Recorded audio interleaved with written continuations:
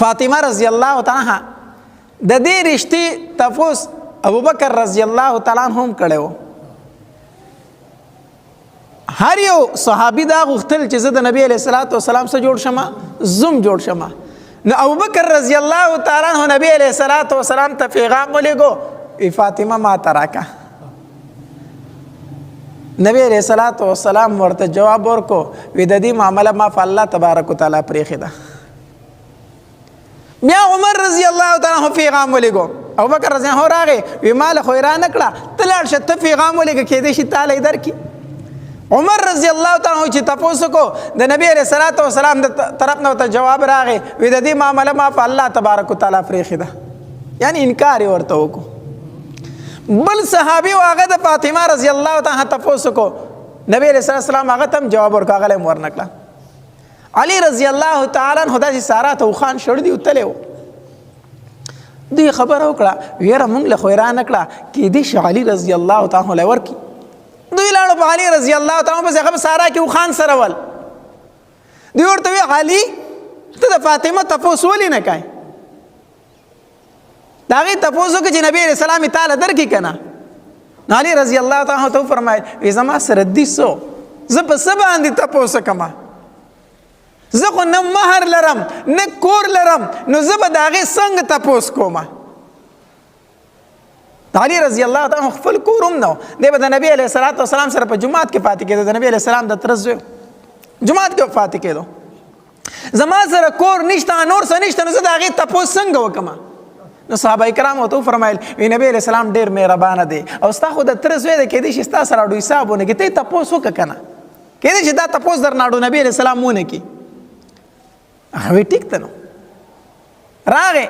چې کله راغې نبی علیہ السلام وځي صحابه کرام ولې ګو دی ورته ته ورشه شابه ورشه. نو چې دلال د نبی علیہ السلام خواته کې لاستو نو شرمېده، د شرم نه غږونه کو اسمونه نبی علیہ السلام ته علي سره راغلی او رسول الله ستاسو خواله راغلی ومنو ښه ایسې ونه د شرم غږ ونه کو را پاسېد واپس راغی. هغه ورته تاسو کوي چې چل دی وکړو، وی مال ته خبره نه شو کولې، ما څه ونه وي، ما خو نه شو ویلی. ښه بل ورځ بیا ولیکو لاړ شي کنه ورشه تپوس یې وکړه کنه. علي رضی الله تعالی دوباره په بل ورځ باندې بیا ورغی، چې بیا ورغی بیا د نبی علیه السلام تپوس کو علي اسې راغلی وي او د الله پیغمبر اسې راغلی ومه ناس را پاسې د بیا غږونه کو د حیا د وجې نه. بار صحابه تپوس کو علي سې چل دی وکړو، زه نبی علیه السلام ته نشم ویلی، زه نشم ویلی، زه ورته څنګه ووایم چې فاطمه ماله راکړه. صحابه کرامو بیا ولیکو ورشي شابه ووایه ورته. دی چې لاړو نبی علیه السلام پوه شو، نبی علیه السلام څه شو پوه شو. یا علي ګوره چې د فاطمه رضی الله تعالی عنها متعلق راغلی کو هغې په تپوس باندې راغلی کو نبی علیه السلام سر علي رضی الله تعالی عنہ داسې سرغلی روچت کړي د الله پاک پیغمبر او په دې راغلی یم خو تاسو ته ویلی نشم، تاسو ته ویلی نشم، دې دپاره راغلی یم، دې دپاره راغلی یم. نبی علیه الصلاۃ والسلام علي رضی الله تعالی عنہ ته فرمایل وی علي فاطمه به زه تا ته درکمه، فاطمه به زه تا ته درکمه، خو چې لومبې زه د هغې نه تپوس وکمه، زه د فاطمې نه تپوس وکم چې ستا په نکاح باندې هغه خوشحاله ده او که خوشحاله نه ده. ګوره نبی علیه الصلاۃ والسلام څه فرمایي زه به د فاطمه نه څه وکمه تپوس وکمه. او زمونږ غیرت یو دی که نه د پښتنو د لور نه د نکاح تپوس کوي نه هلک ته وایي ته ځان له خوښ چال درته زه رشته وکمه،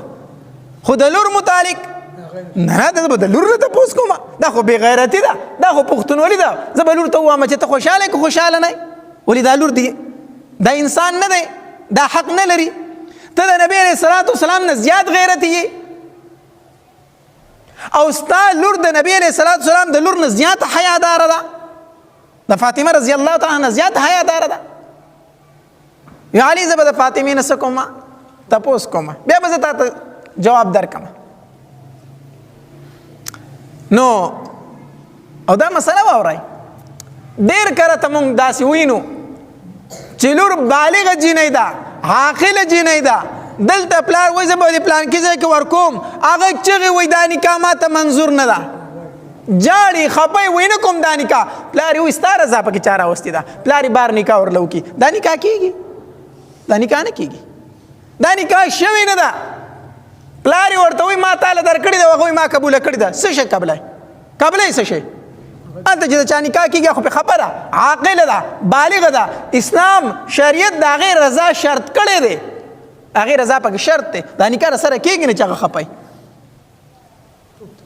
خو جهالت سره به څه کوي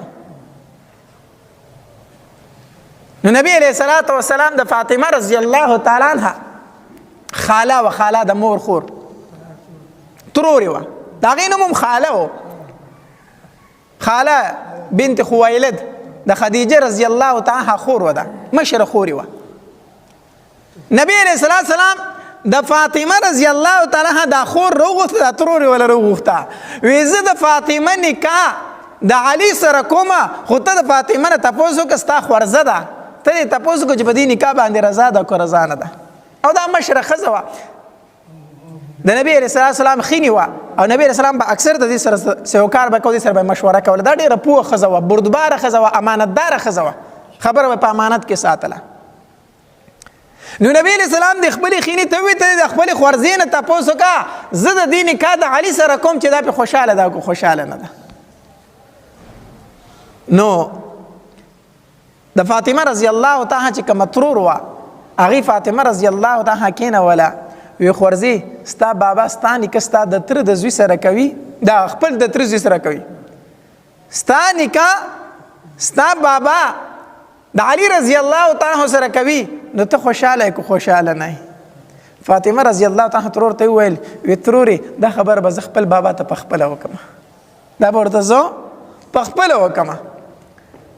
سبا شو فاطمه رضی الله تعالی د نبی علیه الصلاة والسلام سره ناسته ده یو ځای په کټ کې، او داسې په دې ویښتو کې ورله او په دې ګیره مبارک کې لاس وي نبی علیه الصلاة والسلام لره، لاس ولوي. نو نبی علیه الصلاة والسلام ورته فرمایي وی فاطمه زه ستا سره یو مشوره کوم، زه ستا سره یو مشوره کوم، ماله جواب راکه، ماله جواب راکه. نو فاطمه رضی الله تعالی پوه شوه چې بابا مې څه وایي، ما ته خو د ترور په خوله باندې سوال جواب میلاو شوي که نه. نو فاطمه رضی الله تعالی ته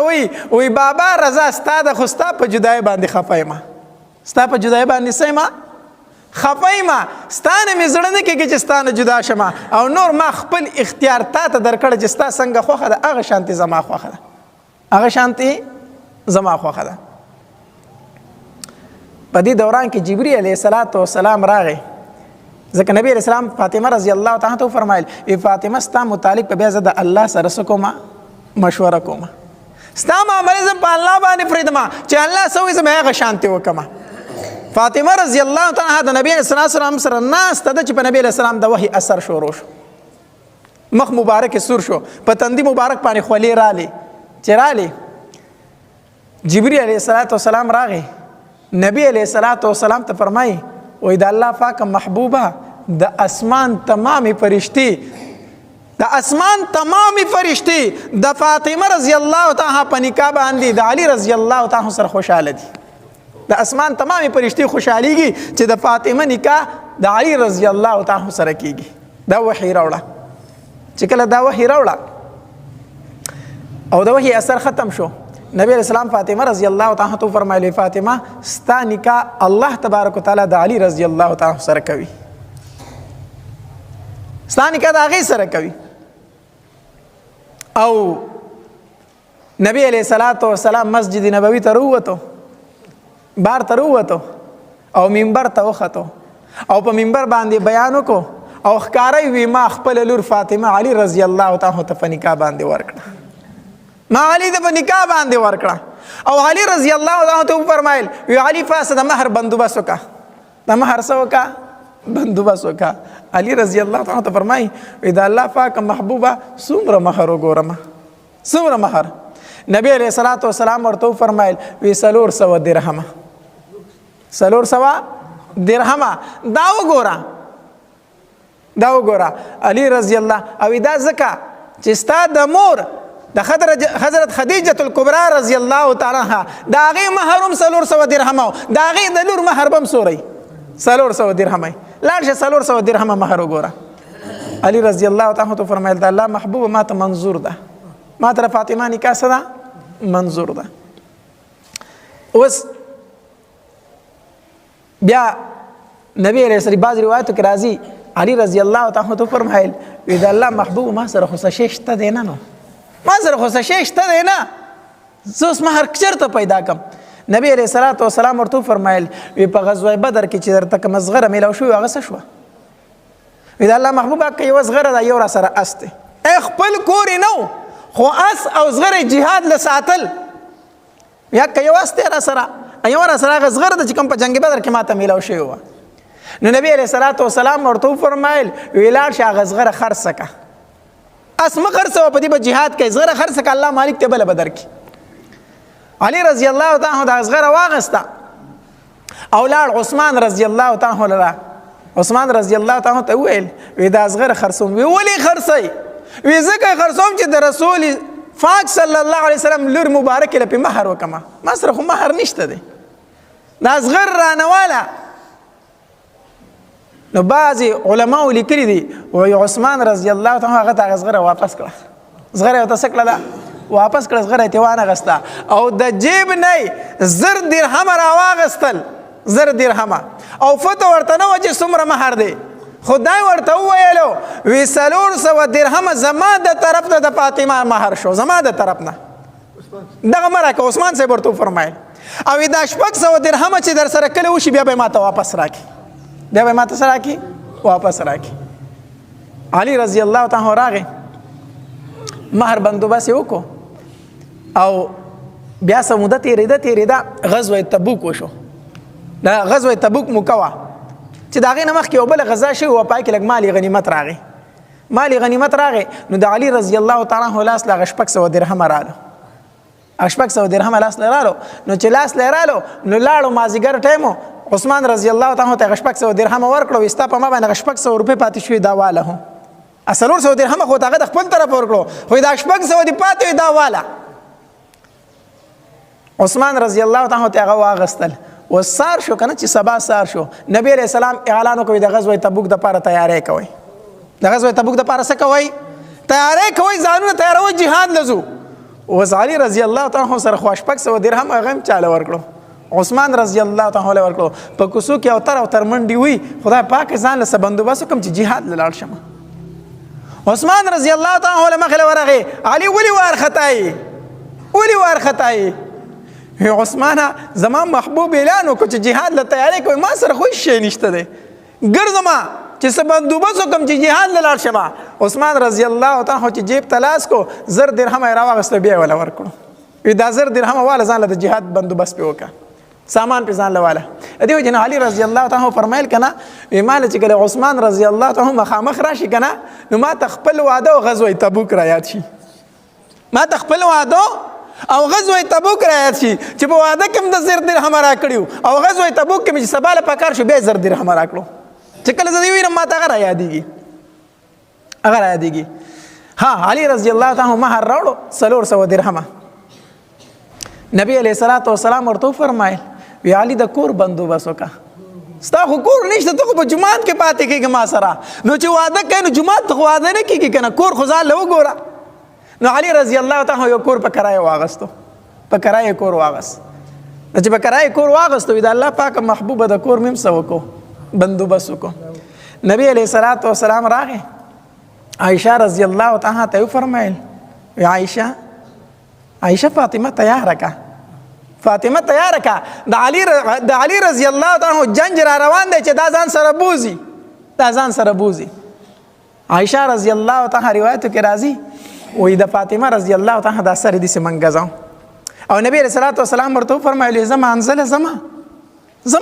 ځم واپس راځم چې د هغې پورې دا تا تیاره کړي. نبی علیه الصلاة والسلام مونځ وکړو، د جومات نه واپس را روانو، چې واپس را روانو دی ور ته راورسېدو، اوس دغه ډېره نیازبینه لورې ودېدله، ډېر سخت خفه و، نو دی ور سره لږ خپنیوی شو،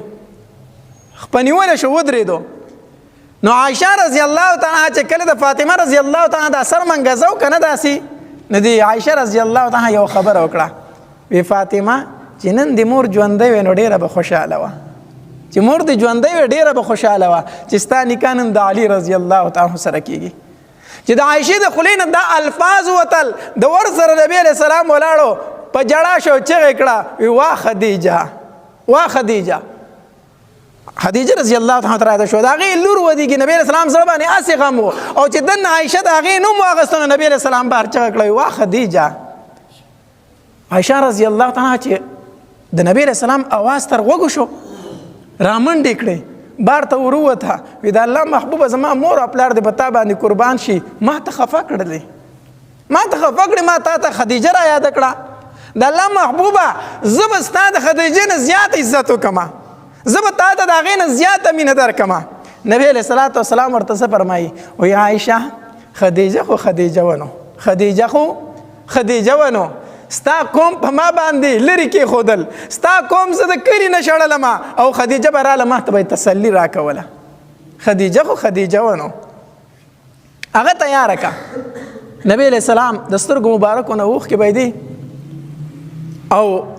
د علی رضی الله تعالی عنہ د کور نه صرف سلور زنانه رالی سوتنه صرف سلور تنه رالی په جنس کې په فاطمه رضی الله تعالی عنها پسې چې کله فاطمه رضی الله تعالی روانه وله د نبی صلی الله علیه وسلم د جسم مبارک نه یو صادر تاو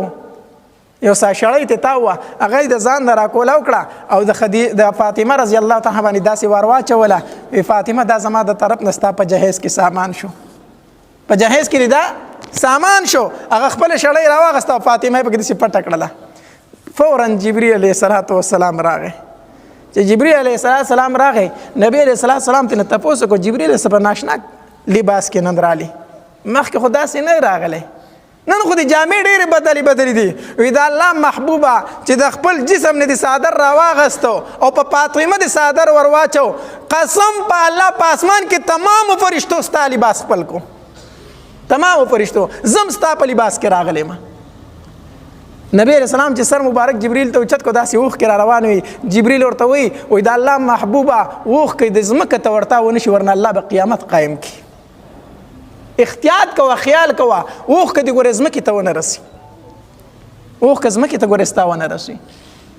فاطمه رضی الله تعالی عنها څلور زنانه پسې راغلي وي نبی علیه السلام په خپلې شړۍ کې رخصت کړله او چې لاړه نبی علیه الصلاة والسلام هلته ورسوله دعا ورله وغوښته وی الله د دواړو ژوند د خوشحالو ډک کړي الله د دواړو ژوند د خوشحالو ډک کړي الله په اولاد کې ورله برکت واچوي د دعا ورله وغوښته د واده ړومبۍ شپه ده علی رضی الله تعالی کور ته راغی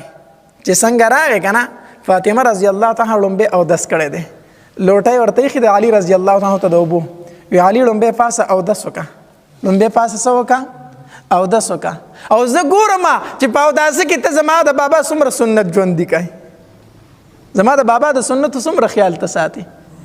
علي رضی الله تعالی پاسېدو